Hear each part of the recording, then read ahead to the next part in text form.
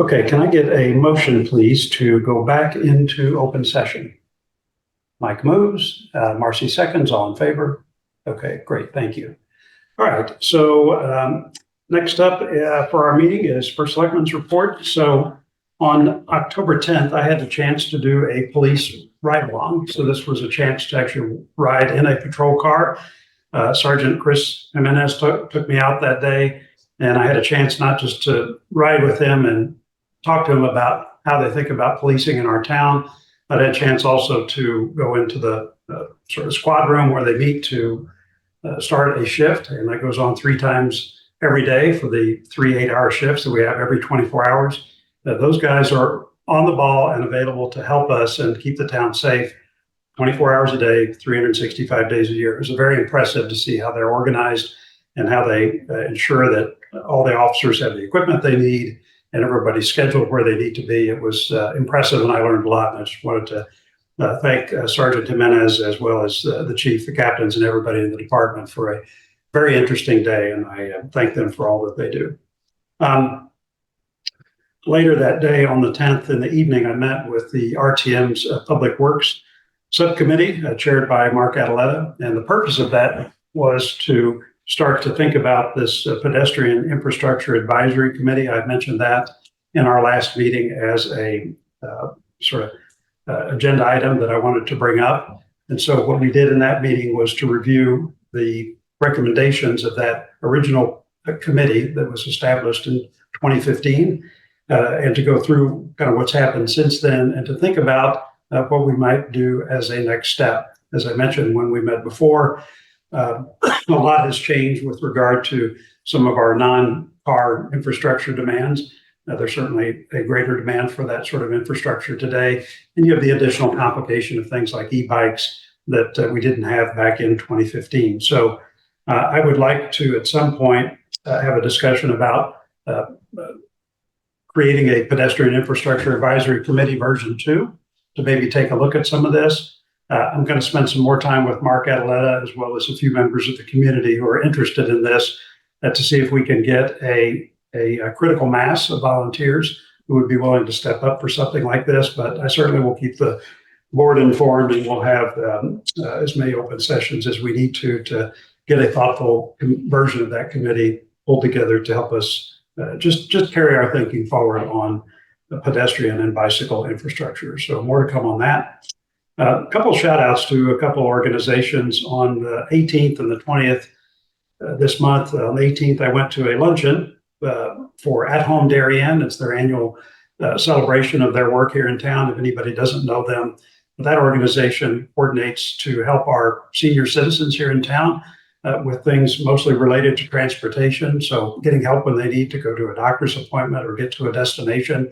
That's a fantastic organization. I really appreciate all the efforts of Chris Jones and his board and other colleagues in providing that service here in town. I think it's great for helping keep our seniors in Darien. So a real thank you for the invitation to go to that luncheon. And if you haven't had a chance to look at Home Darien or maybe consider supporting them, they are a great partner with our senior center, with human services and other town departments. So thank you for those folks and all they do.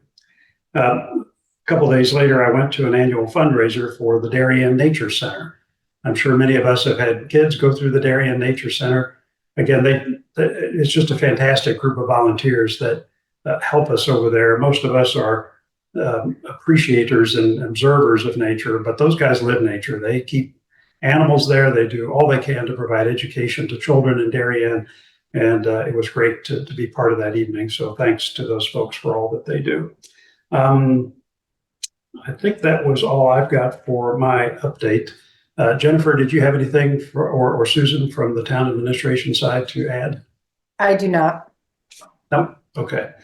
All right, terrific. Next up is board liaison reports. Sarah. I don't have any additional, sorry, my dog is barking, I apologize, news to report for the Thriving Youth Task Force, Thriving Youth Darien. Apologies. And for the Henley Homes and Memorial Building Committee, we had a meeting last week. Things are going very well, and they are pouring foundations and getting ready to put roofs on some of the existing sections that they've done some work on. So it is exciting. If you've had an opportunity or if you haven't, take a drive around town and look, and you can see over at Hindley, Helms, and Royal. And the kids are excited. The kids are signing the beams that will be put up. So the kids are getting involved. So it's a lot of fun to watch, and things are going well. Our next meeting is next month. Okay, terrific. Marcy. Sure. Mental Health Task Force met their entire committee last week, Tuesday. It was a great meeting, great turnout, very engaged group. Just a reminder that Allie Ramsack will be running her mental health first aid training. I believe it's Wednesday and Thursday. And unfortunately, it's completely booked and there's a wait list for it. But her plan is to do it again after the holidays, which is great that we have so many people who are interested in being trained in mental health first aid. One of the discussions that the group had is to start to focus not necessarily on crisis management or coming up for air after we've had a tragedy in town, but more on personal mental health and just trying to make sure that mental health is tackled before we get to crisis stage. So we are in conversations with Park and Rec and with a couple of other organizations in town to start some programming that focuses more on full body mental health, whether it's eating right, doing a little bit more spiritual work, whether it's yoga or equine therapy, to get people to really understand who they are and their inner makings before you get to crisis. So that's the culture going forward for this task force, to make sure that we live in a community that focuses more on mental health before we're in crisis mode. So it's a good meeting. Lots to look Yeah, thank you for that. I'm signed up for the mental health task force or mental health training myself on Wednesday morning, so that I look forward to that. Okay, thank you. Mike. The Blight Review Board was unable to meet on our scheduled time because we lacked a quorum. So our next meeting is set for November 13th. Okay, and Mike, you and I met with George Riley and talked a little bit about that. We're going to try to think about the membership of that committee. I think one of the challenges is that the membership is comprised of representatives from different committees, and some of those committees have got membership problems. And so we're in the process of working through a lot of that, and we'll get that straightened out as soon as possible. But thank you for that update. Monica. So for Great Island, I have a couple updates. First, our initial community engagement session in September was a tremendous success. I think you probably remember I mentioned that we had about 200 people visit in person, and we had 2,374 people fill out the survey, which closed last Tuesday. That is a tremendous, very, very strong showing. And that is the most that our Reed Hildebrand has ever received from a survey. So the next Great Island meeting is on November 7th, and it will be focused on reviewing and discussing the results from the survey and also preparing for the November 16th second community engagement session. And for those people walking around on the island lately, you may have noticed some orange snow fence up around some work areas. And last week we started spot remediation for arsenic in a few areas. And we've also started remediation in the orchard. So right now we're waiting on test results for both projects, and we'll provide more updates as we receive them. Thank you. Okay, terrific. Thank you. All right, that's all for board liaison reports. Public comments, Jennifer. We have not received anything in advance, but I would say we have a lot of members from the public here. And if people would like to speak, perhaps we ask them to turn on their camera, hold up their hand, and we can go through them. If you do speak, please say your name and your address. Yeah, please. Juliet Kane. Thank you. Juliet Kane, 81 Locust Hill Road. I'd like to thank the Great Island Advisory Committee for commissioning an ecological study. The report is really thorough and highlights a number of ecological issues for Great Island. But I question why the same sort of study wasn't conducted for Weed Beach. Many, many large mature trees were taken down at the beach, not only with no ecological study, but with no thought given to the effect on habitat in that area. And as you know, that area has wetlands and maritime woodland, just like Great Island. So why is ecology more important at Great Island than at Weed Beach? How is it that we as a town were prepared to destroy so much at Weed Beach without understanding the consequences? It can't be financial. You're going to discuss spending another around 2.4 million at Weed Beach, which is a significant sum by any standards. And it shouldn't be a question of acreage. We heard in the report last Thursday about how even small areas create habitat. And the key is actually connectivity. And I worry that we're not going to take the ecological report seriously, even on Great Island. Despite the warnings about the potential for disturbance, with federal penalties in the case of the bald eagle, from both humans and dogs, and despite advice from Reed Hildebrand that a second survey be conducted in relation to dogs on the island, the committee has nevertheless decided to allow dogs on leash. I doubt the eagle will understand that this is just a trial period, or be impressed that the committee is considering fining anyone breaching the rules. And the town's desire to remove 15 large mature trees at the entrance to Great Island would further increase the fragmentation of our forest cover that's referred to in the report, and contribute further to loss of habitat and ecological function. I personally think it's lucky that we have concerned citizens prepared to challenge that part of the plan in court. And I really think we need to be looking at the town open space in the round. Why would we consider a dog park, a skating rink, a swimming pool, whatever, on Great Island when we have acres of turf grass performing zero ecological function at Highland Farm? I simply urge you to take the report seriously. It isn't just about preserving cute or quirky creatures. It's about the importance of our natural resources for our continued health and, frankly, for our continued existence. It's ironic to me that the committee is contemplating an ordinance to fine people for breach of the dog rules, necessitated by their own decision to allow dogs on the island, while the town has no interest, despite all that it must be learning, and despite it being a much bigger concern, in an ordinance that would protect trees and other natural resources in Darien. Thank you. Thank you, Juliet. Does anyone else have any public comments? Natalie. Good evening, everyone. My name is Natalie Tallis, 34 Baywater Drive. I've attended, listened, or read much about the work that this board and others are doing on the future of Weed Beach and Great Island. As the Great Island Advisory Committee learned last week, the value of a comprehensive ecology report on these coastline properties is critical to understand what we have to protect according to state and federal laws, what we want to protect as a community, and what are appropriate future uses for these areas. Any decision before getting this information is a waste of taxpayers' money. It would be like taking a final exam for a course you never attended class for or even bought the book.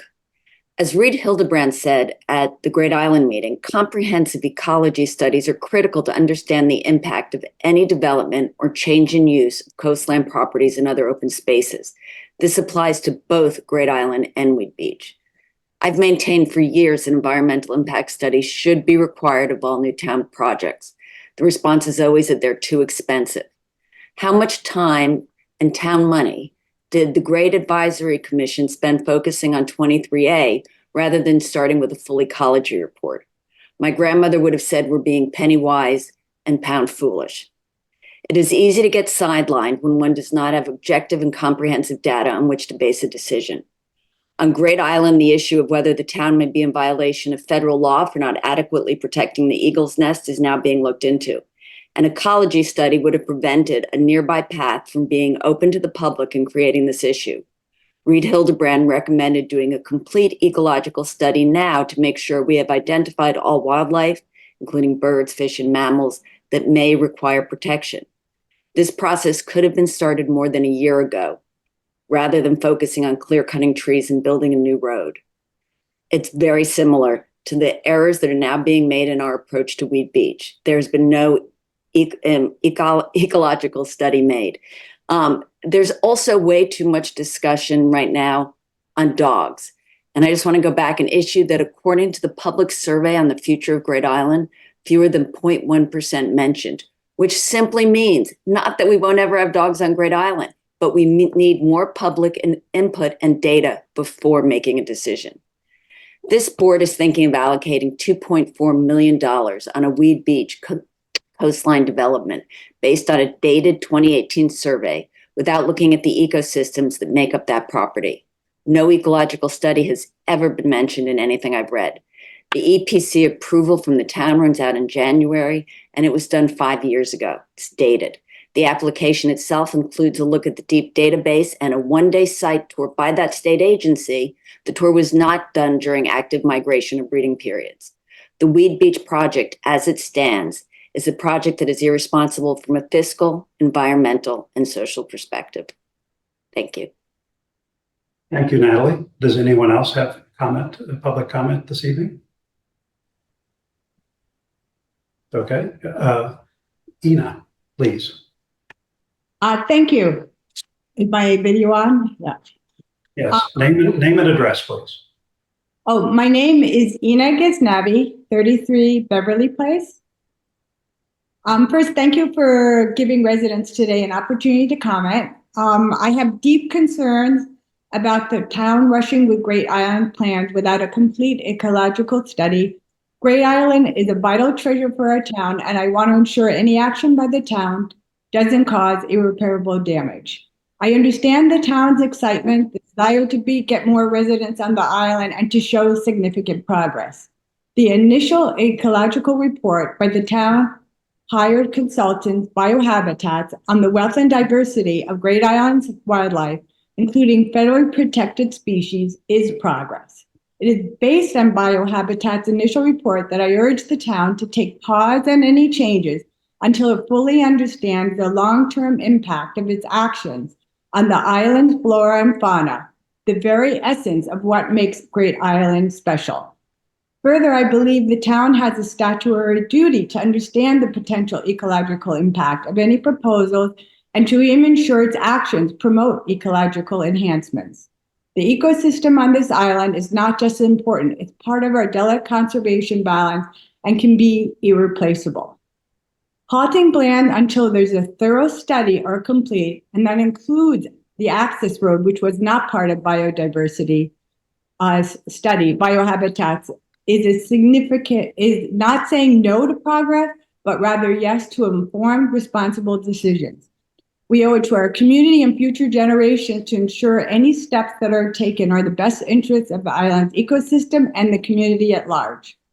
While a simple decision to allow Great Island residents to bring and eat food on the island sounds innocuous, it can have negative impact on wildlife, from disrupting natural foraging to environmental damages to bringing disease and other concerns.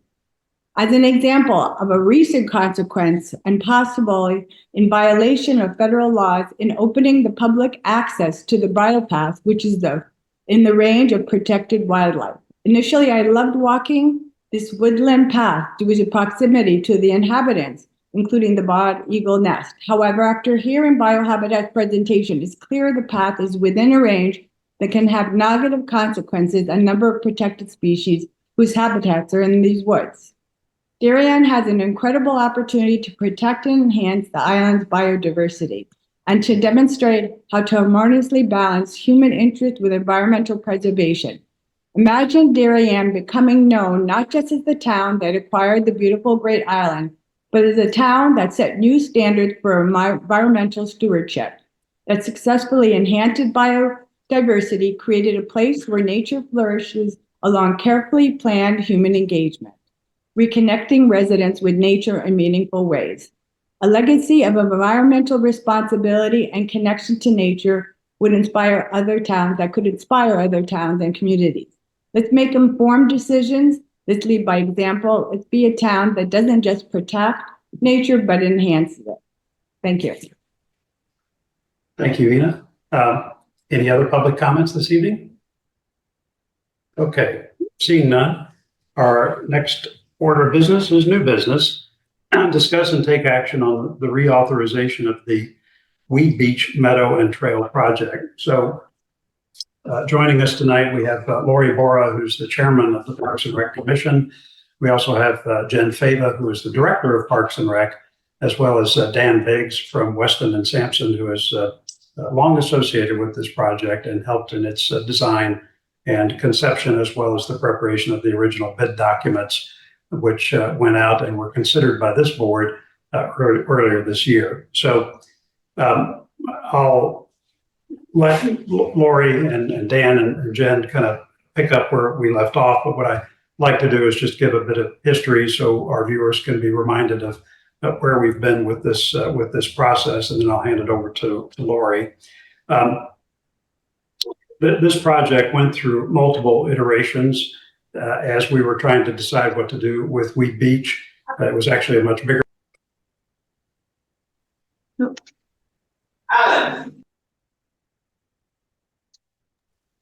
John, you muted yourself inadvertently. No, so the host muted me. Okay, so we started this process where the Weed Beach project was actually much more substantial, with a pathway that went all the way around both the current project as well as the entire beach itself. That got dialed back and constrained to something that was more focused on the short lane property that was acquired by the town, I think about 12 years ago. And so what happened was that final version of the project, which we can go through in more detail if needed, was approved by Parks and Rec and was sent to the Board of Selectmen for its consideration. The board actually went through a presentation, which Dan and Lori and others led, and this board voted to approve moving forward with that project and to seek bids. The original estimates that we had suggested that the project would cost in the $1 million range. It ended up being almost twice that much money. And you'll recall that we decided to defer, not take action, and instead send it back to Parks and Rec to see if there was something more constrained that we could pursue that would enable us to develop the beach appropriately, but also get closer back to the $1 million budget that we had originally thought we would be spending. So I'm going to stop there, and that's kind of where we ended things. We handed it to Parks and Rec. Lori picked up the ball from there, and I'll let her describe the work of the commission and their involvement with Dan to get us to where we are today. Lori. Okay, thanks, John. I'd like to mention, Monica was talking a few minutes ago about the Great Island survey that we received the preliminary results of the other night. And the results of that survey, among other things about Great Island, had questions about asking our residents what parks they visit frequently. And what was shown in those results is that Weed Beach is one of our most popular parks. In fact, in terms of the rankings from that survey, it came out at the top, with 98% of the respondents saying that they visit Weed Beach. That was absolutely at the top. So this is a park that is very, very heavily used by our community. I took a scoot down there at about 4 o'clock today, and the park was full, people doing all sorts of things. So it's an actively used and well-loved park. As John mentioned, Short Lane, we actually purchased the parcel 10 years ago, and the goal since then has been to integrate that piece of property and the surrounding environs into the park to make it one cohesive park. Meanwhile, as we've gone through the process of coming up with a plan to do so, the condition of the parcel and its surrounding land has really, really deteriorated. The wall that separated the driveway is now crumbling and not in good condition. The pavement is in very bad condition. We have significant invasive plants, which Dan will talk about more. And it's just overall, it's just a very unappealing area. And the dirt parking lot that was put in place during the Weed Beach renovation more than 10 years ago is in very, very poor condition at this point. The 2018 master plan specific to Weed Beach included recommendations to improve beach resiliency and reduce erosion by increasing the natural shoreline areas and expanding the park area into Short Lane. The proposed project accomplishes that. And so really the proposed plan that we're talking about tonight that was approved in January of this year is really a stripped down version of the most stripped down version of the two concepts that were presented in the master plan in 2018. And as John mentioned, some of the things that we had hoped to do in terms of a connective walkway throughout the park are no longer included. So we really felt that this was somewhat of a bare bones. Nonetheless, when the bid came in higher than we had hoped earlier in the year. You all charged us with going back and working with Dan to see effectively, well, what could we do for about $1 million? So during the summer, Dan came up with 2 different options, which he'll be running through with you about what $1 million, again, using the numbers that we got from the bid. So that's the information we had to work off and what that would accomplish for us. And the conclusion that we came to, we've talked to John about it, met with him, and also met with the commission, really felt that we were not accomplishing a significant amount that would make a meaningful difference to meet our objectives and incorporate the parcel into the park so that it's usable for our expanding community. I mean, things like right now, we don't have any kind of walkway so that individuals who have accessibility issues can really go and view the water, sit and enjoy it, which would be accomplished with this. It doesn't help us remediate the wetlands and remove the invasives, and Dan will walk through this. So we really feel that by trying to do just a small amount, that we're not going to get to the point where we'll be offering our community the integrated park experience that we feel is really needed at this time with our really expanding community and increasing demand on the parks. So I'd like to turn it over, Dan, and you can run through the different options. I know there was a chart that we put together that was included in your package this evening about the different scenarios. So Dan, I'll shoot it over to you. Thanks, Lori. So as everyone remembers, back last December through January, went through the planning and zoning review process.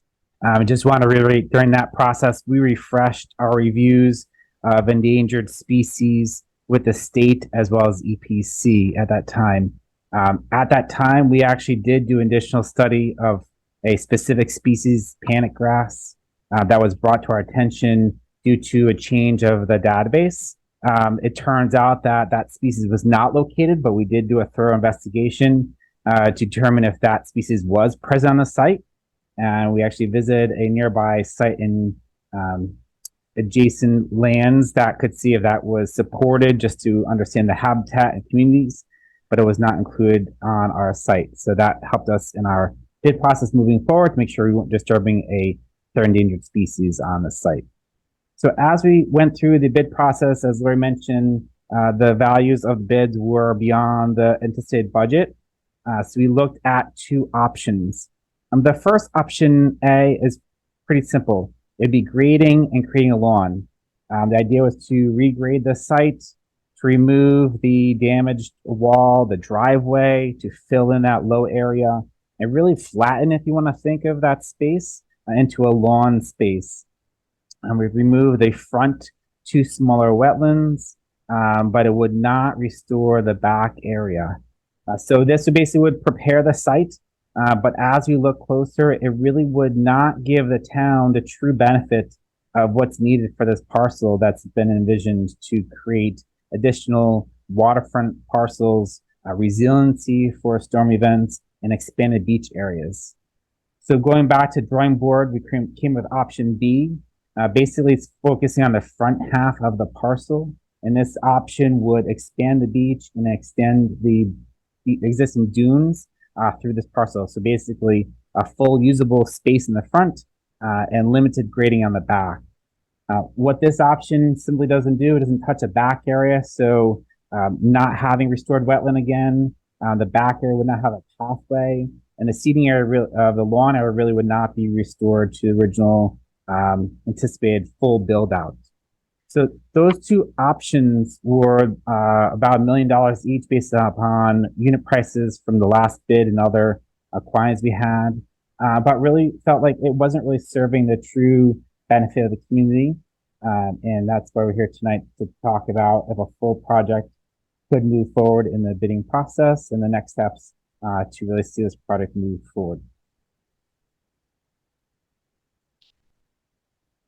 So I think that's a pretty good summary. I would maybe conclude this, and we'll open it up to board questions by saying that to summarize where we are, the view of the commission and my view as well, having sat in on some of the commission's discussions, was that original plan just for the short lane property really was intended to check all the boxes in terms of development of the property, integration with the rest of Weed Beach, but also taking care of some environmental concerns, mainly around relocation of wetlands back up to the top of the property near the sewer pump station in such a way that we preserve the total quantum of wetlands.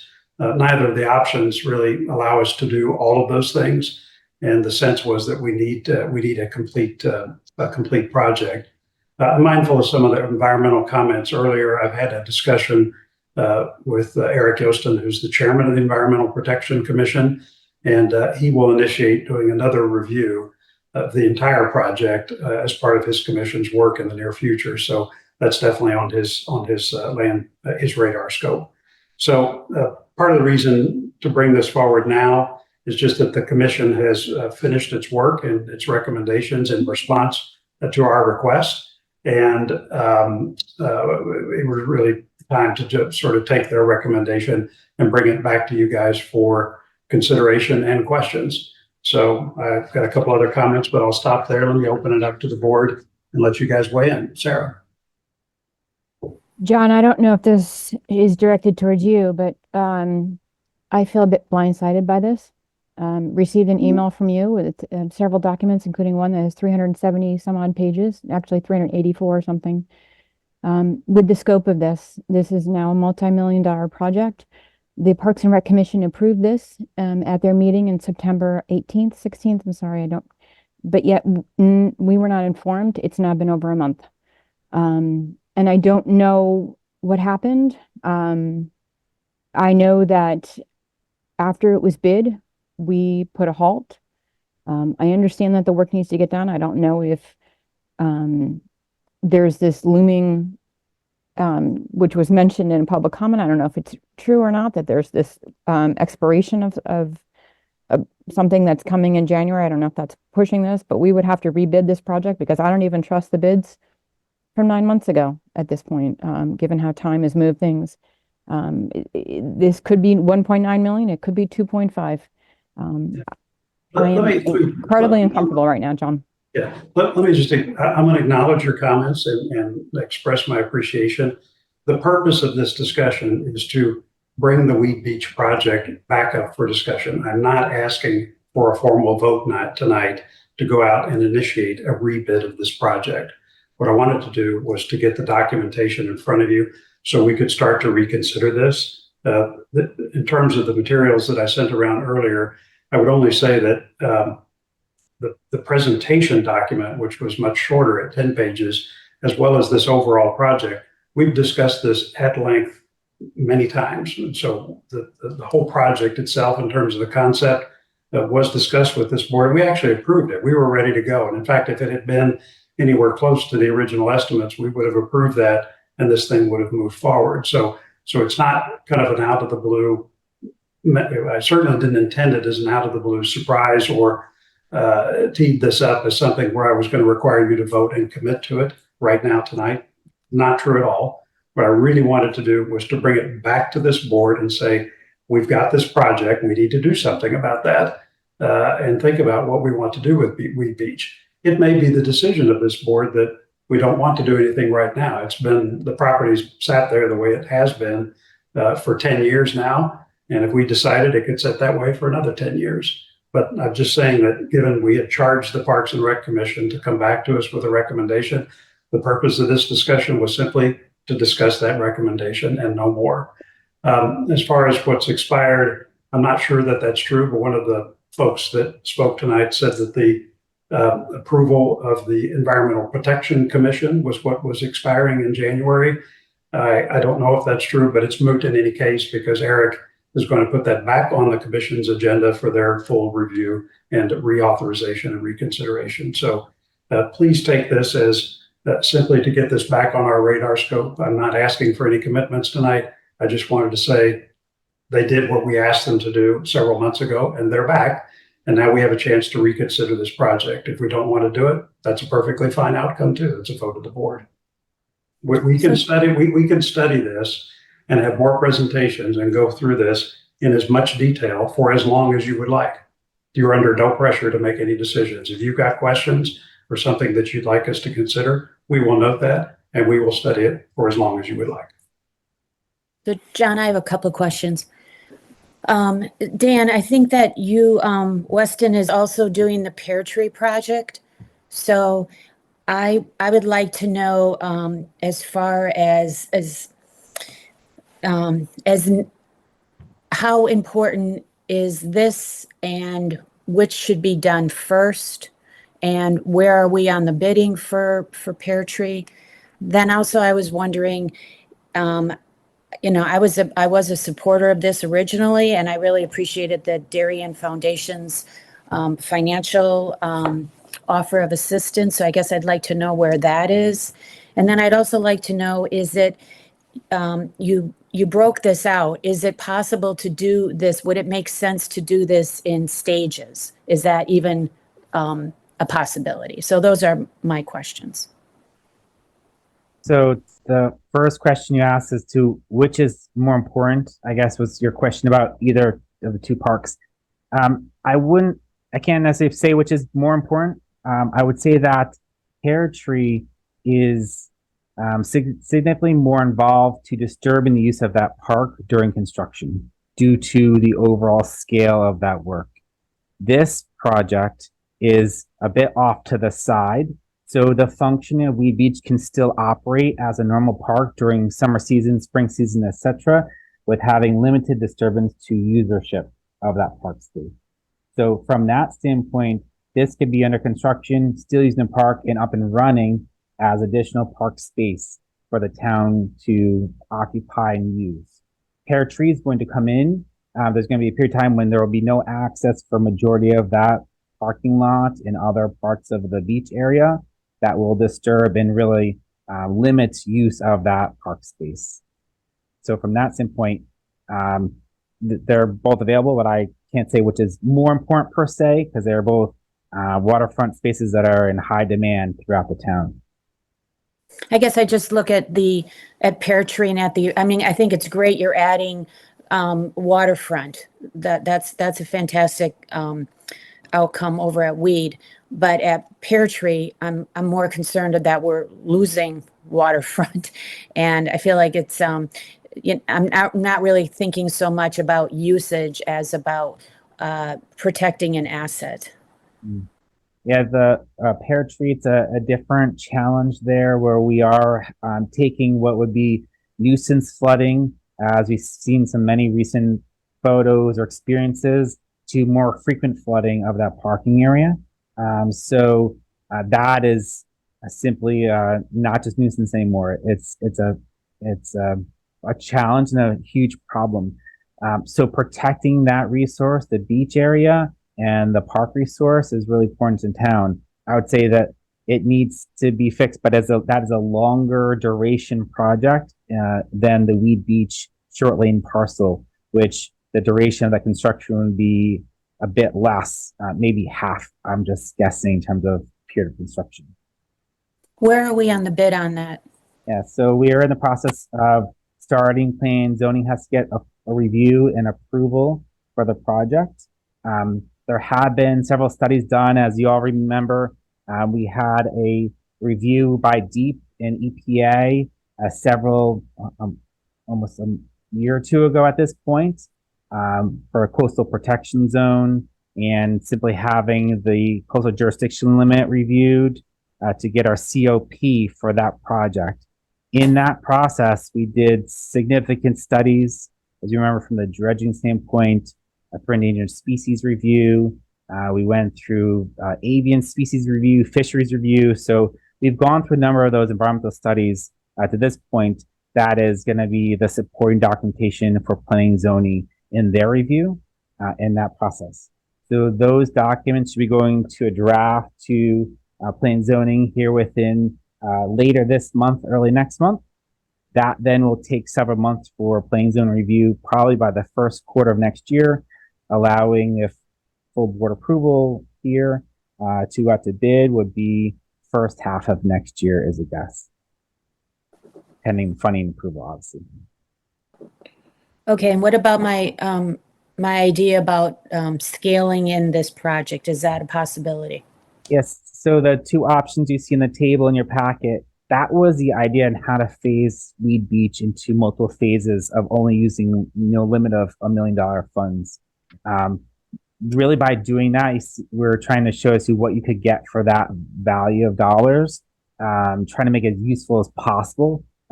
It could be staged, but obviously if you start a process or start a stage, conclude that and start the next phase, possibly the same company or different company, there's some efficiencies are lost just in that process. So it can be done. I think that's why we're trying to break out these different options.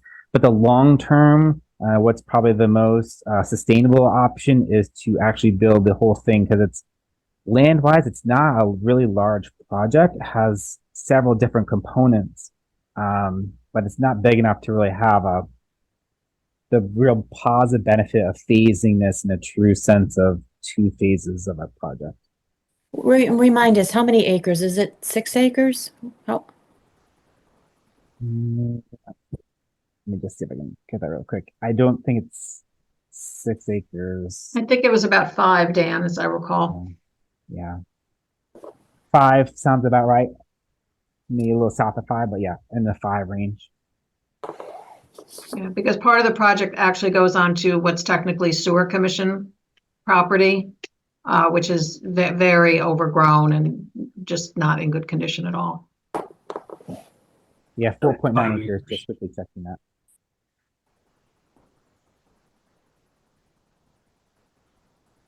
Other questions from the board? So, Go ahead, Mike. Go ahead. So, and I may have just missed this through looking at the materials. So where are we in the bid process? I mean, the bid process hasn't commenced, or am I just missing that? It's okay to say that I am. No, so this project went out to bid early 2024, and costs came back above budget. At that point, the bids were reviewed and assessed, and that's when your board gave the direction to pause any further action and assess as to what next steps should be for the Parks and Recreation Commission. Yes, so in other words, Mike, we would have to go back and rebid these projects. Those bids have expired. See, and this isn't, and I appreciate that you're here and that you're answering questions, and they're important questions. I guess it's sort of a fiscal and intellectual matter. It's hard to make decisions, or at least for me, on Weed Beach without completely understanding what our obligations or our plan is going to be for Pear Tree. I look at this project at Weed Beach as it's a part of a park which is otherwise wonderfully working, which I understand the need to keep that beach or improve that beach, and has nothing to do with merit. But it's hard for me to say, okay, let's go through, let's do the best thing we can, even if it's a few dollars more, without having a better idea of what our desires and obligations are going to be at Pear Tree. Fair point, Marcy. Yeah, I think I'm hearing what Mike and Sarah and Monica, I think we're all saying the same thing, that as a board, we need to prioritize these projects, and we need to have a full scope on the budget and the fiscal cost of all of these projects, then decide what comes first, second, and third in terms of meeting those priorities and the needs of the community. I support it. I'm excited about the project. I think it needs to be done. I just want to be clear as to where we're prioritizing the needs, and when it comes to a fiscal responsibility, where we're going to put that money and when. I think Pear Tree Point is going to be a major issue. I think we've had a lot of feedback from community members with Great Island moving even closer to it. I think it's something we need in order to have this whole scope, in order to make a decision on this project.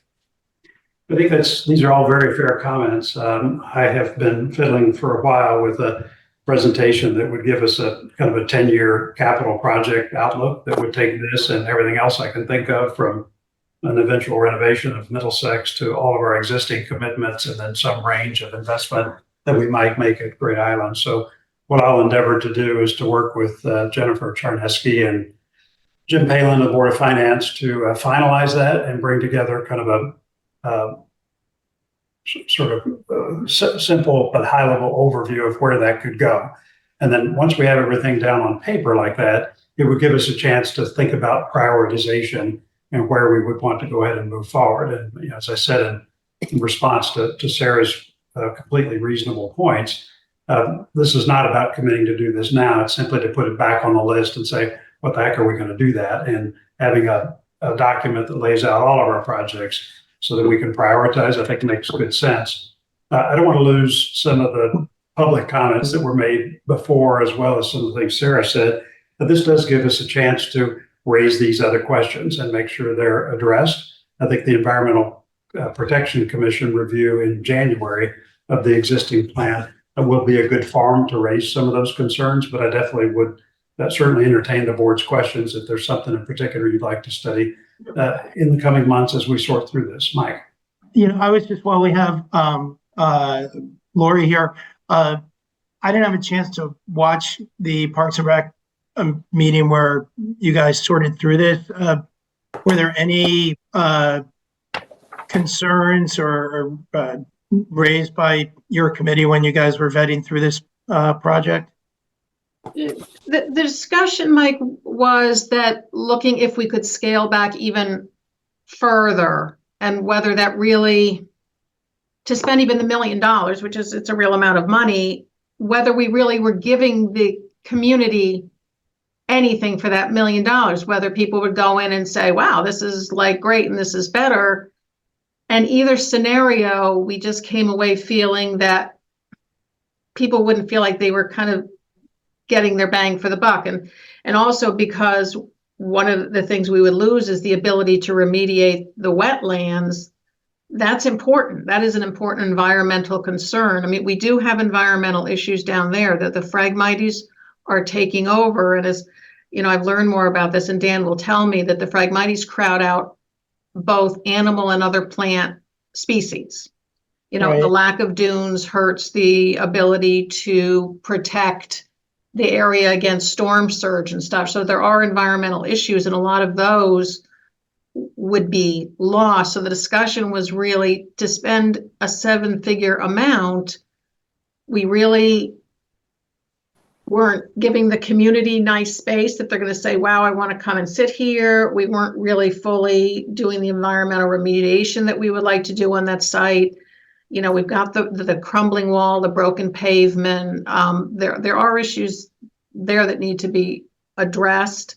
Unfortunately, that area, because it's kind of overgrown, it's not used, folks don't get down there, has become a big party spot, which the neighbors have issued some concern about. So we didn't really conclude that we could come back to you and said, look, either A or B, this is really worth asking you for Right. that money. And I Help. And I apologize because I really like this chart, and that's why I'm looking away. I'm looking at the other That's okay. screen that has the chart on it. I would certainly be interested in knowing the things that are truly protective and preservation minded. I guess I could kind of guess just by looking at some of the titles, and I appreciate making the area, nicer and more accessible, if you will, to our residents. But, certainly the things that are protective of our beaches, and maybe that's redoing the sand dune or some other things, but I think that's really important to know.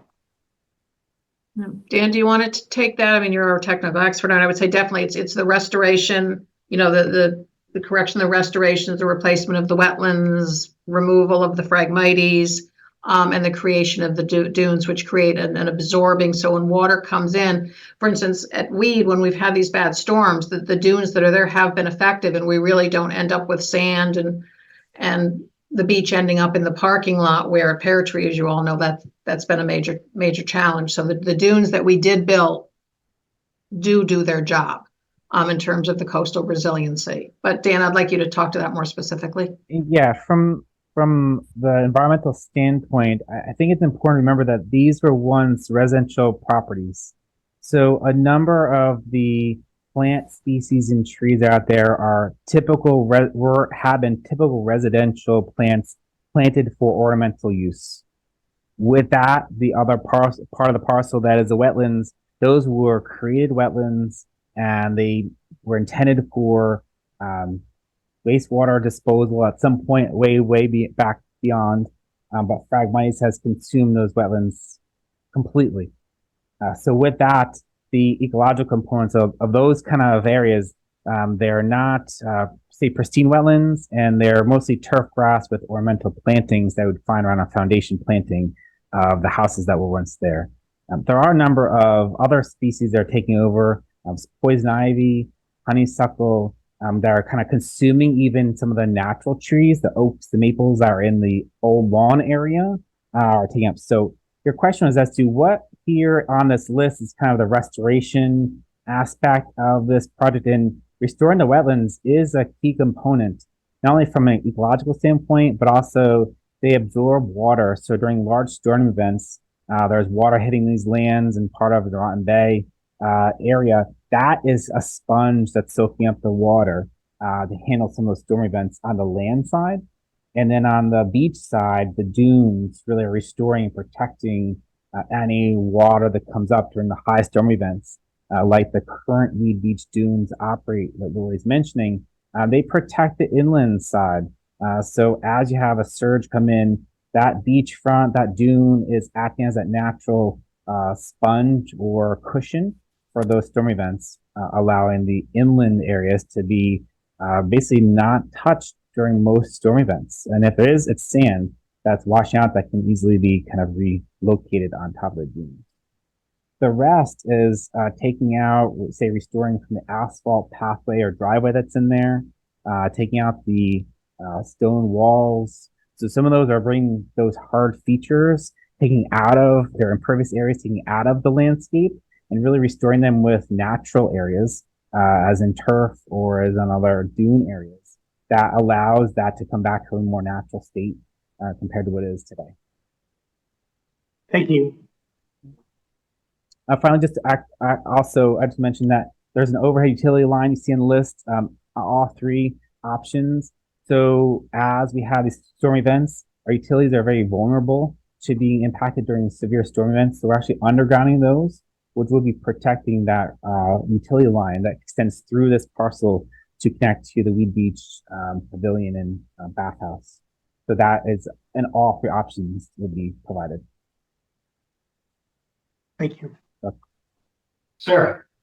I have been thinking about Monica's comment about the phasing, and it's interesting. I'm wondering if, without having to redo all of the work that has been done, Lori, I don't know if there's an eye maybe focused on some of the phasing on some of the invasives and, the dunes that Dan's talking about. I don't know if there's a way to kind of think about the phases with focusing on kind of those really priority areas that you've been discussing first. I don't know, but I don't know how much that can be done without doing some of the other work that is proposed in this project. So not sure if there's a way that can be looked at with the phasing, with the priority on some of those really, really high priority issues.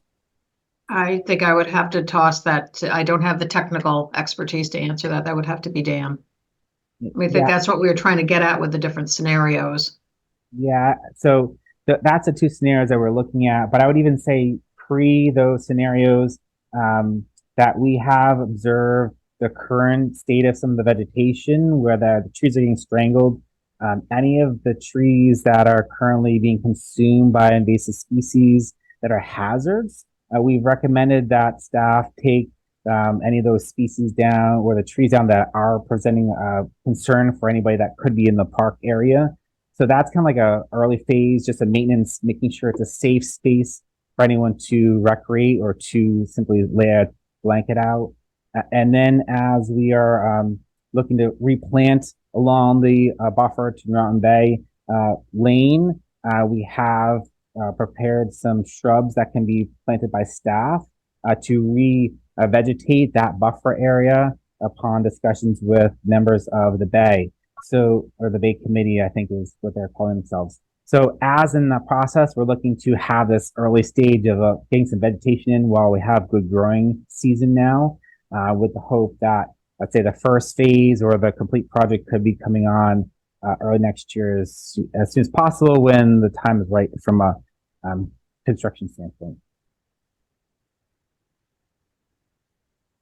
So at the risk of a trial close here, what I think our consensus is that, well, I'll just say this. First of all, I appreciate Lori and the Parks and Rec Commission taking up our request to go through and do a thorough look at it, and Dan, for all your continuing efforts. So we really do appreciate it. Thank you. It sounds like our next step is to table this for now. There's other capital projects that we need to take a look at in total and get a sense for where we want to prioritize our efforts. And further to that, there could be some other work associated with this, at a minimum, the APC review, which Eric will schedule based on our current plan. And there may be an opportunity to address or clarify some of the environmental concerns that have been brought up at this meeting through that process.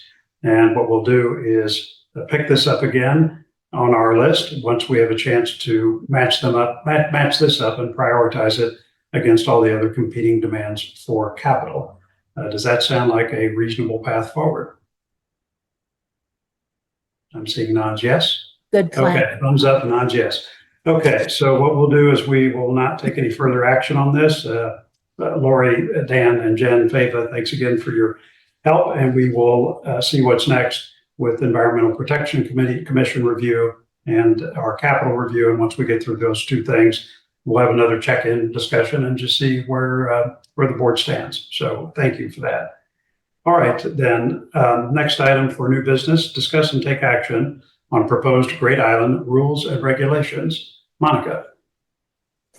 So at our last Board of Selectmen meeting, we voted to approve the Great Island rules and regulations as amended, with an effective date to be determined by the Great Island Advisory Committee. And at the Great Island Advisory Committee last Thursday, the committee unanimously voted that the new rules will only become effective once all necessary corrective actions such as signage, property repairs, cleanup, that kind of thing, have been addressed. In addition, we had 2 votes on changes to the rules that we're recommending to the Board of Selectmen. The first is to reinstate the no smoking policy that was included in the early access document that was dated February 5th, which states that no person shall use, carry, or smoke a lighted cigarette, cigar, pipe, any type of cigarette or vaporizer or other smoking material on the property.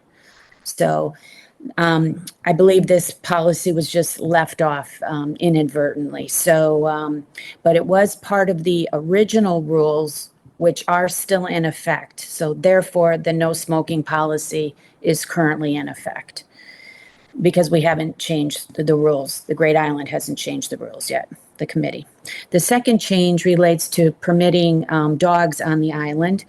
And we've had extensive discussions about allowing dogs, with concerns raised, including their impact on wildlife and fauna.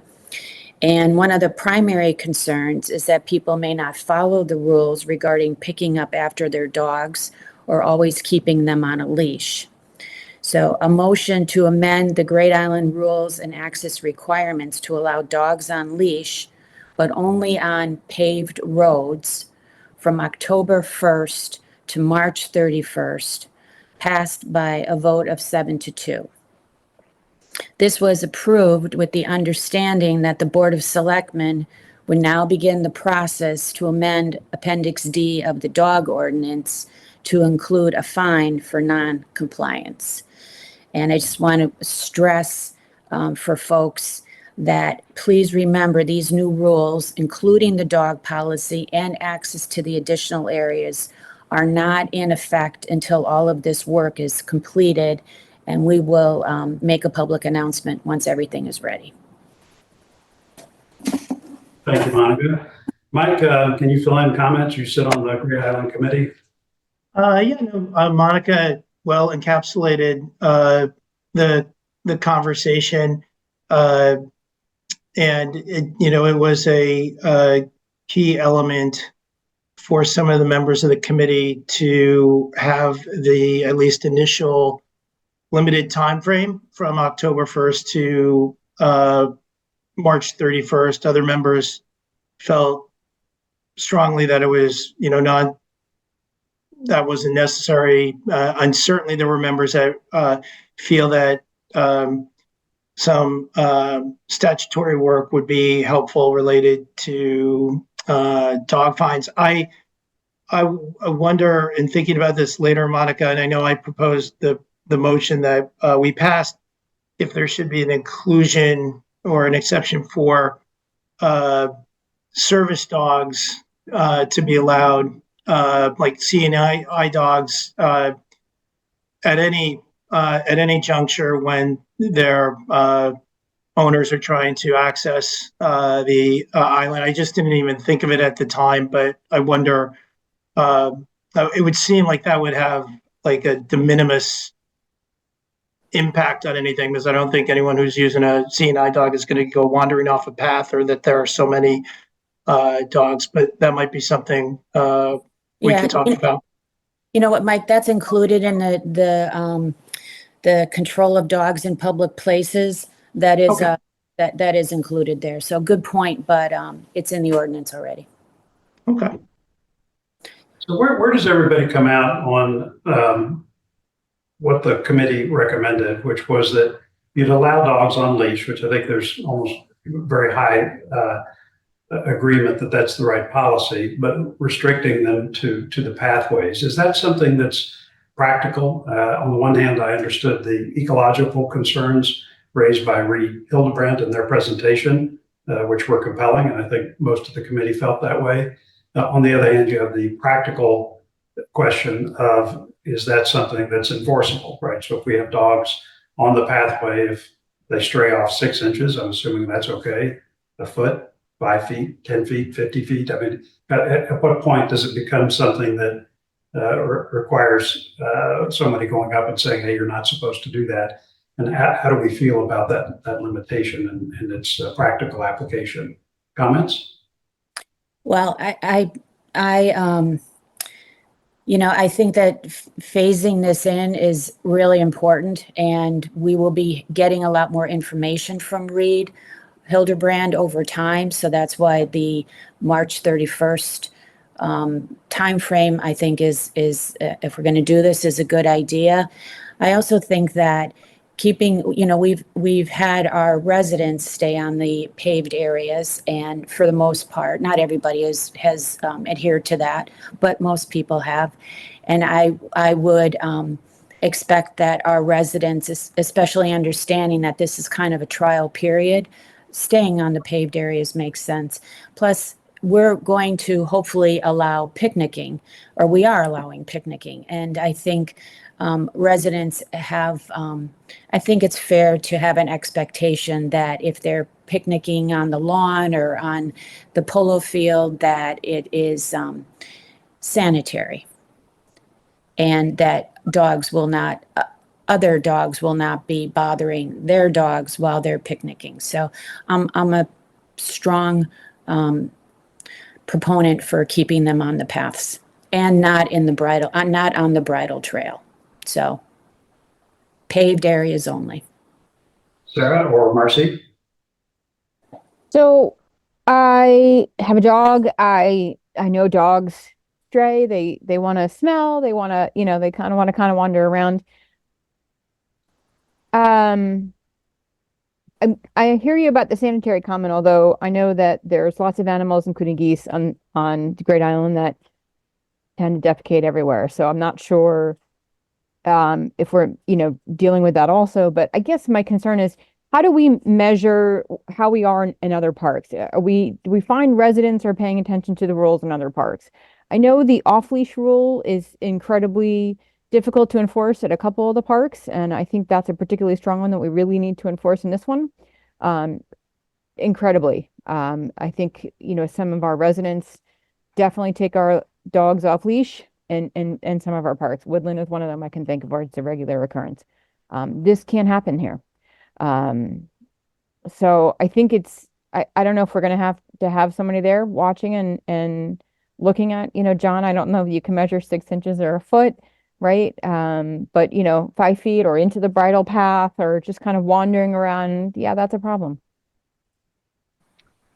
We've got Lori and Jen Faba still on the call, muted. If you two are listening to this and maybe you wanted to weigh in with the dog experience across town and what you're seeing, can you chime in on Sarah's comments?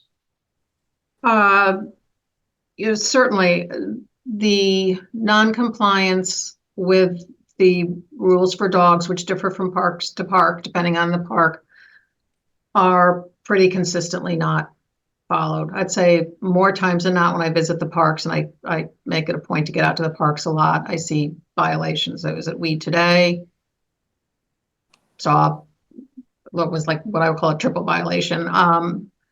We have a problem at Cherry with dogs on the playing fields. It's just really consistent through the various parks that we have people not following the rules. Okay, Well, that's why we're pushing very, very hard to start the work on changing the ordinance to include a penalty. And I think a penalty of $250 for the first time and $500 for the second time and $1,000 for the third time. Something where people will stop and really listen. Will hopefully have an impact. And again, I say it's a trial period. We had people that want this and we have people that don't want it, and this seemed like a good compromise to move forward and do it in a pretty controlled way. Marcy, what do you think? So I'm supportive of giving this a trial run. I think it's important to our residents who are very much looking forward to taking their dogs and walking. I think it's therapeutic for many residents. I think it's a safety for many residents as well. Mike kind of mentioned dogs, service animals. I think even when people don't need dogs as service animals, they still need them as companions. So I support it. I think this is a great start. I'm curious onto what the plan is for monitoring. I mean, do we have police that are going to be monitoring? Do we have residents that are monitoring? Is there somebody on the island who's going to be, issuing if there's violations? And not that I think that's going to skew how I vote on this, but I want to understand what that plan is. Yeah, so it's a good question on just the monitoring of all this. I did spend some time with the chief and one of the captains over at the department about this very topic. Their preference would be to start any kind of enforcement effort through the use of warnings, because even if it's warning that entails no fine, you'd still collect that person's name and address and be able to check to see if they've been sort of abusing this or not really following the rules at all, in a consistent way. And so I think if we were to start an enforcement project or effort and do it with the support of the police department, their preference would be to start with warnings and escalate from there if it's problematic. Their view is that warnings actually are quite effective to try to help people comply with our rules. John, just to dovetail on what you're saying, I think the great benefit of starting with a warning, system is that, to this point, the information about dog complaints is, again, anecdotal.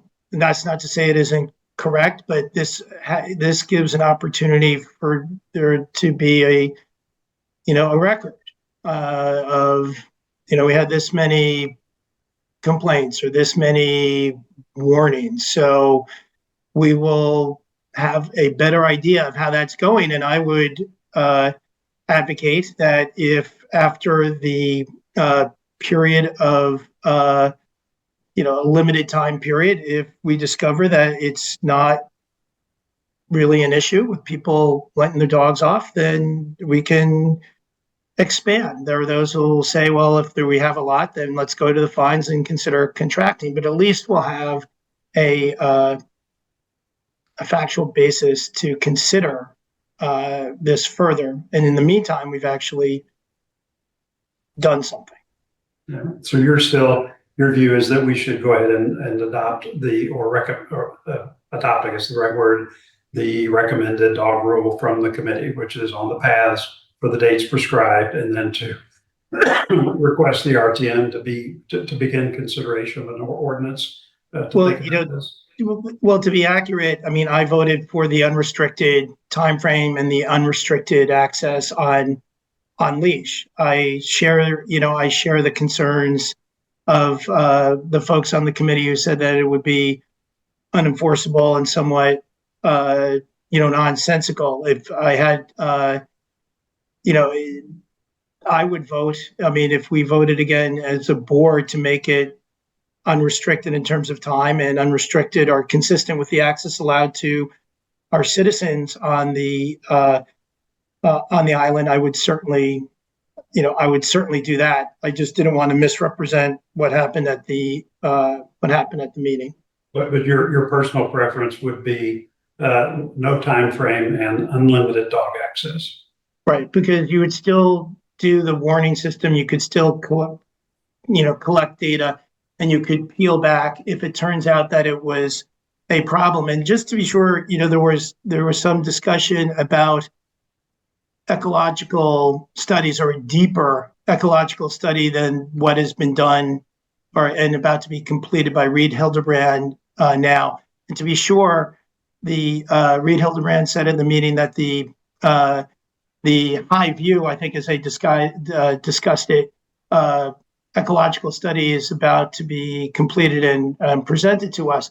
But to do a full study would take a full year, and at a cost we're not yet unaware. The biohabitat individual spoke about needing to discuss effects through a full migratory and mating season of a number of different species, one protected, the rest not.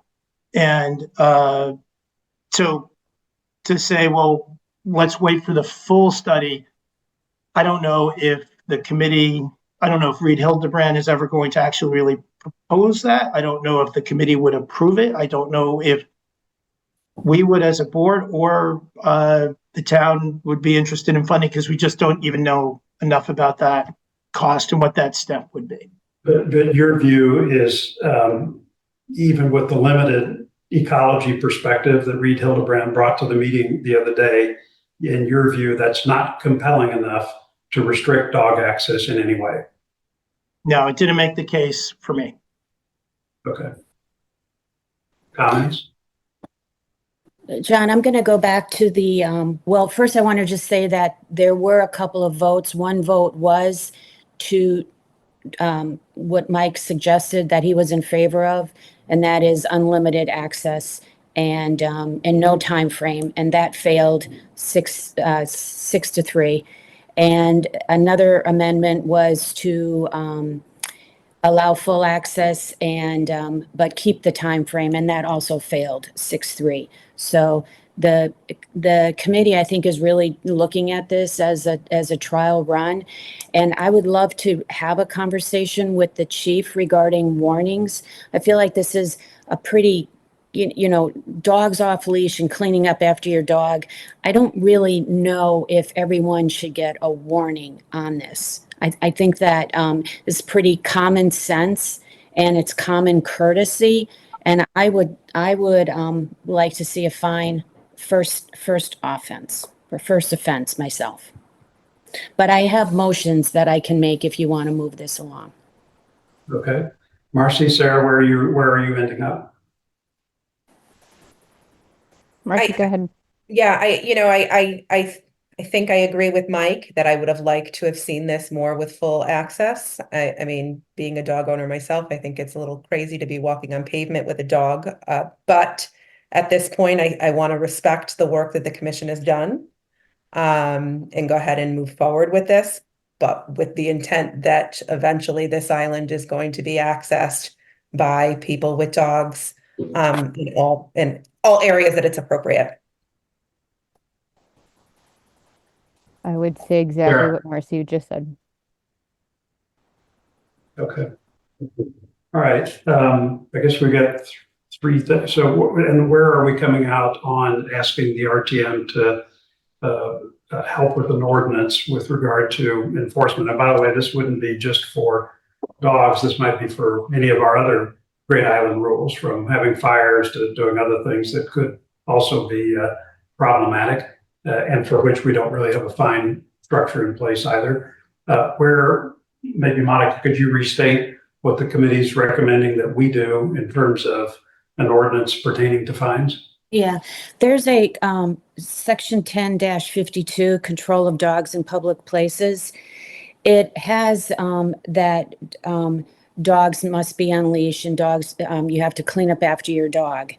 And it references Appendix D, but there is no fine in Appendix D for this. So it you know, in my mind, it just was the loop wasn't completed. So the intention was there, and they addressed, but they never actually slotted in these activities. So I'm sure that this will be, TGSNA and Public Health and Safety will take a look, but it doesn't seem like it'll be a particularly onerous thing to do.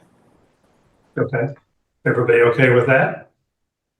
I would give some deference to the police with regard to enforcement. I mean, I think there are times when people roll through a stop sign or some such manner, and they get warnings, and sometimes they don't, and the police in their good judgment make those determinations. So I certainly wouldn't want to take that discretion away from the police. That has nothing to do with this ordinance or versus any other ordinance that they're charged with enforcing. Okay. I think the regular rules say that we can deputize you to go out and help us with enforcement, Mike. So you'd look good with a badge. What do you think? I promise you I wouldn't. Okay. And I just want to clear that this will not apply to dogs in our parks. Those are subject to the rules and regulations of the Park and Rec Commission. So this is a public space. Clarification. All right. I think, however we work this out, if the RTM picks up an effort to assist with the creation of an ordinance, that we ought to have the police at the table while that's being developed. Since we're going to ask them to help us with enforcement, we ought to include them in that discussion so that they can bring their best to bear to assist us with that. Okay. But it sounds like we've ended up with three things. One is to insert the no smoking ordinance or rule back into our list of Great Island rules. Two is to recommend dog access to Great Island, which would be on leash and on path at a date to be determined by the Great Island Committee. It's on paved. It's on paved roads, and the date is set. Okay, well, paved roads. Well, the end date is set. Are you going to be prepared to open this November 1st, as it says, even if you're not ready for people access? I'm just saying that you've got work to do in terms of signage and all that. And for this committee to say, fine, Great Island can confirm the date for both people access, which is everywhere, and dog access, which is on paved paths and on leash only, at a date for you guys to set, unless all those dates are set. Maybe I've just missed that. Is all the work done and you're ready to set all that access and fix a date right now?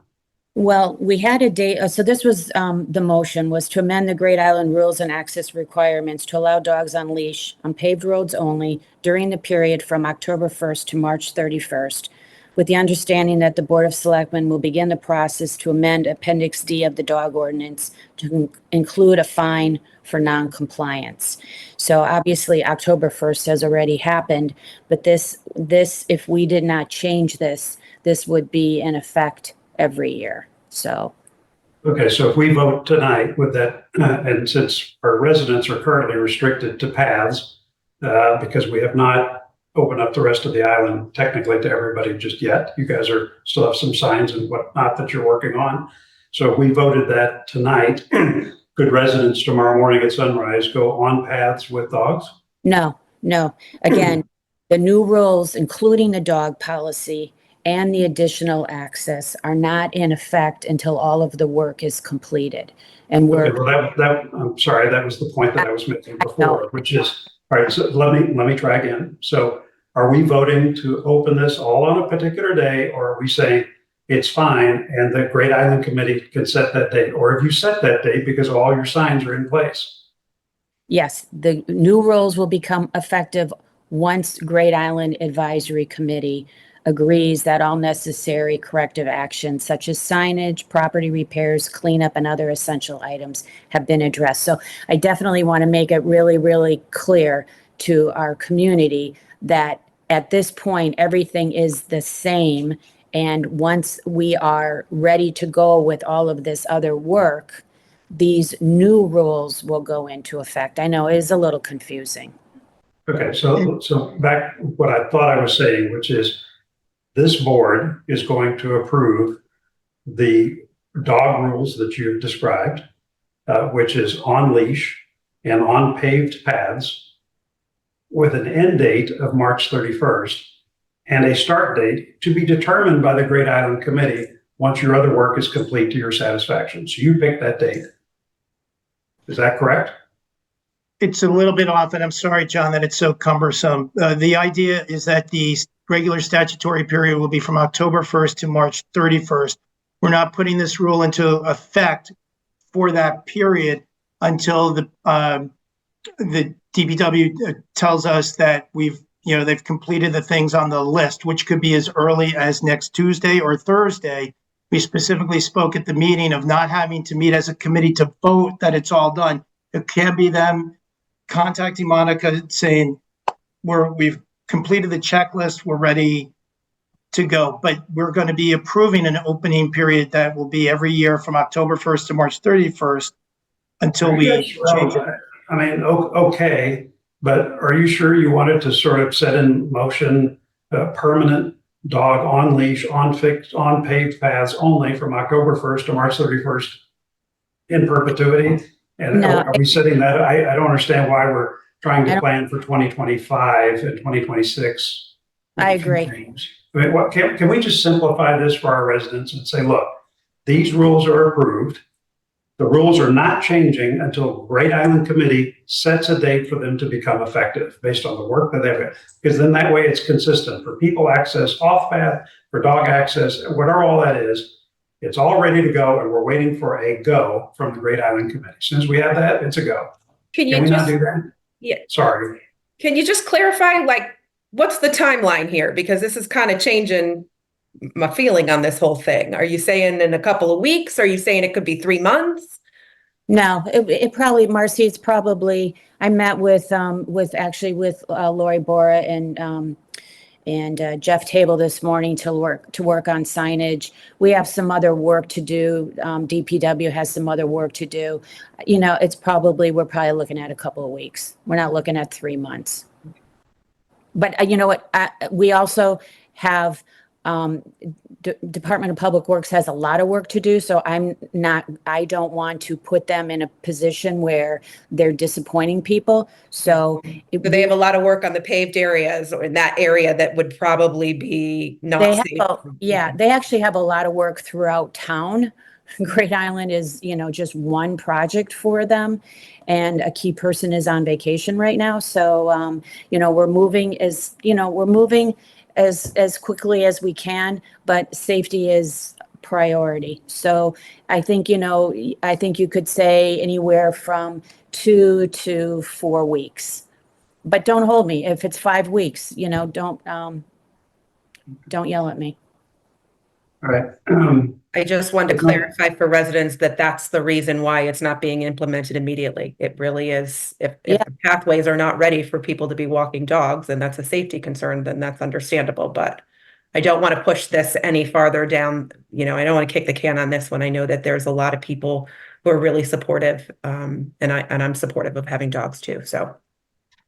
All right, maybe we'll try this. Let's break this up into 3 parts. The first thing is, could I have a motion to restore the rule prohibiting smoking and other similar such activities per the wording that Monica articulated, and to vote that rule back into place for Great Island. Mike moves that. Monica seconds that. All in favor? Okay. All right. So that one's done. Second, for dog access, this would be on paved paths, on leash, with an end date of March 31st, and an effective date to be determined by the Great Island Committee once the work related to granting this access is complete at their sole discretion. I'll move. Monica moves that. Mike seconds. All in favor? Unanimous. Okay. And then the last one would be to request that the RTM initiate an effort to create an ordinance pertaining to enforcement of rules on Great Island in collaboration with the Board of Selectmen and the Police Department. I'll move. Mike moves. Second. Sarah seconds. All in favor? Unanimous. Okay. Anything else to discuss with regard to Great Island rules and regulations? Just, John, that I think there is already a dog ordinance on the books. There's just no fine attached to that. So I think that is a pretty easy lift. I think instead of asking the RTM to take a look at all of our restrictions and coming up with fines for all of those, that seems like a pretty onerous thing to do. And I'm not sure where our code is on that, but I would just say take a look at this particular issue. Okay, I'll speak with the RTM and we'll see if we can narrow it to just dogs. Okay. Okay. All right. Thank you. Sure. If nothing else, next up are some appointments. So as I mentioned in my communication, what we're going to do is we're not interviewing individuals who want to re-up for our various boards and commissions. If there's no opposition to their appointment, either through an issue or someone else competing for that slot. So we have a number of those folks that we'll go through, including the two folks that we interviewed this evening. So I'm going to read through this list and we will appoint these individuals to these different boards and commissions. So if you'll bear with me. Could I get a motion to approve the reappointment of Amanda Craig to the Advisory Committee on Sustainability for a term ending December 31st, 2024, and a subsequent term for it ending December 31st, 2025. Okay, Mike moves, Marcy seconds, all in favor? Okay. Similarly, can I get an appointment for the same thing for Cliff Van Voorhees, Sustainability Committee, 2 terms, one ending this year on the end of December and one ending next December. Okay, Sarah moves, Monica seconds, all in favor? Okay, could I get a motion to appoint Kathy Finnegan to the Committee on Sustainability for 2 terms ending December 24 and 25? Sarah moves, Mike seconds, all in favor? Could I get one to approve Mohan Umanantha to the Advisory Committee on Sustainability, same 2 terms? Mike moves, Marcy seconds, all in favor? And then finally to appoint a new member to the Sustainability Committee, Lauren Rossi, for a term ending December 31st, 24 and one ending December 31st, 25. Marcy moves, Sarah seconds, all in favor. Thanks. Okay, that's our new Advisory Committee on Sustainability. We will hear from them shortly. Next up is beautification. Can I get an appointment to reappoint Colleen Calvitis to beautification for a term ending November 30th, 2025? Mike moves. Monica seconds, all in favor? Can I get an appointment to reappoint Tracy Whitehead to beautification, term ending November 30th, 2026? Mike moves, Monica seconds, all in favor? Can I get a motion to approve Alicia Pepperone to beautification, term ending November 30th, 2026? Marcy moves, Sarah seconds, all in favor? Can I get a motion to reappoint Amanda Segura to beautification, term ending November 30th, 2026? Mike moves, Monica seconds, all in favor? Can I get a motion to approve reappointment of Sarah Schwartz to beautification, term ending November 30th, 2027? Mike moves. Monica seconds. All in favor. And then finally, our new appointment of Charlotte Samari to beautification, term ending November 30th, 2025. Sarah moves. Monica seconds. All in favor. Okay. So John? Yes. Did we leave someone off? I had another name on the list.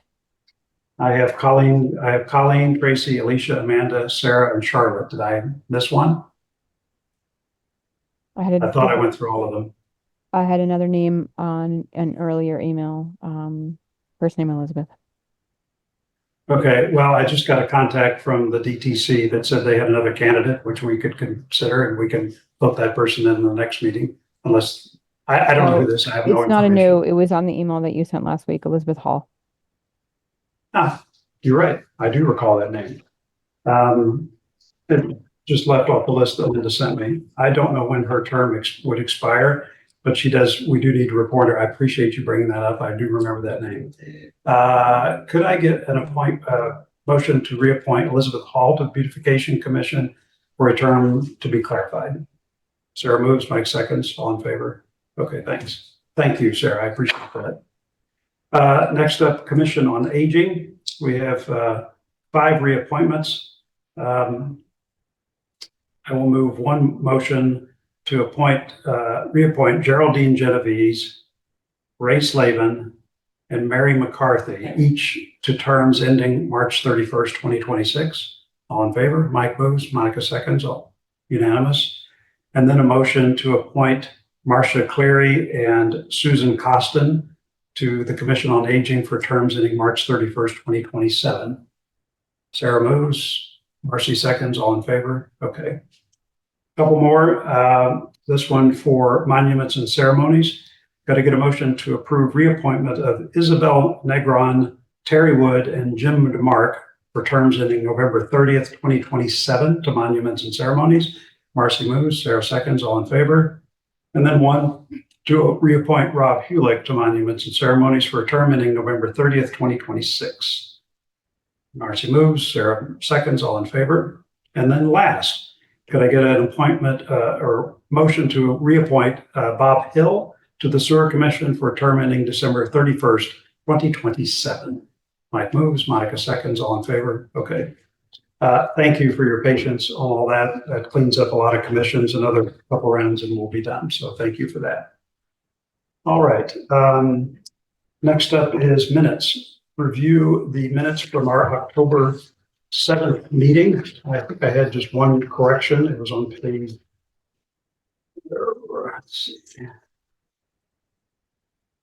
4th page, motion to appoint Al Briganti to the Area 9 Cable Council, term ending December 21st, 2044. I think that's December 31st. But other than that, I had no edits. Any other edits or questions on the minutes? Okay, could I get a motion to approve the minutes from October 7th as edited? Mike moves, Sarah seconds, all in favor? Okay. They're all set on minutes. Agenda review, we had 3 items brought up last time for town flag redesign. I've asked Harris Cabana to present to us his flag redesign suggestions on November 4th, so I'm waiting to confirm that, so more to come on that. Flood update, now that we're through this meeting, I will get Dan to and Craig Flaherty to perhaps update us where we are on our various flood projects. I also have a script for a video that I'm going to do on explaining what the flood problem is and how we selected our flood projects based on the criteria that we adopted. So I've got a script for that with Marcy, and I will try to get that filmed this week. So we'll have both an update to the Board of Selectmen as well as that video, and that will be coming forthwith. And we've already talked about pedestrian infrastructure, and we're moving ahead with that. Anything else for agenda review? All this conversation about beautification committee. A couple of months ago, Alicia Pepperone gave a presentation to us in regards to the gardens and a plan for doing some volunteerism and getting some organizations. And we never followed up to see if there was more of a plan for sustaining those. So I just wanted to follow up with that committee and find out if they did any further research on how they were going to plan to do that program. I have talked about that, and what I asked them to do was to defer trying to set up any kind of separate 501c for their fundraising, simply because that entails a lot of administrative burdens and it's actually unnecessary. Okay. So they're going to come back to us with a discussion about that. I've asked them to come and present to us in the next, call it 60 days. So we'll get a chance to hear from them again about what they're doing, and then how specifically they will incorporate sort of future maintenance budgets on all those stuff that they're planning to do, and to be eyes open about that. So more to come on that. They will be great. Thank you. Okay, and Sarah reminds me that we've left somebody else on off the list for our appointments, and I'm sorry about that. I did not check this list when it was delivered to me, so we do need to reappoint. Sorry, John, just trying to make things easier. No, you're quite right. And we've just had some screw ups today, and I will endeavor to correct all of those. So my apologies, I should have caught this, but we have also the need to reappoint Susan Cameron to the Sewer Commission, and I will get her term ending date clarified tomorrow. Got to get a motion to reappoint Susan to the Sewer Commission. Mike moves, Monica seconds, all in favor. Great. Sarah, thank you. I appreciate that. That's my oversight. All right, nothing else. If nothing else for agenda review, we'll keep these topics on there until we cover them. Upcoming meetings, the joint department heads meeting tomorrow. So just for clarification, we will not have a quorum for that meeting. 3 of us will be missing that. Only Marcy and I will be participating. So what we did was we're going to keep the discussion, and it's going to be just that, but we've canceled the formal meeting. So we're not going to be convening a meeting or having to deal with a quorum or anything like that. The department heads will still present their department head reports as scheduled.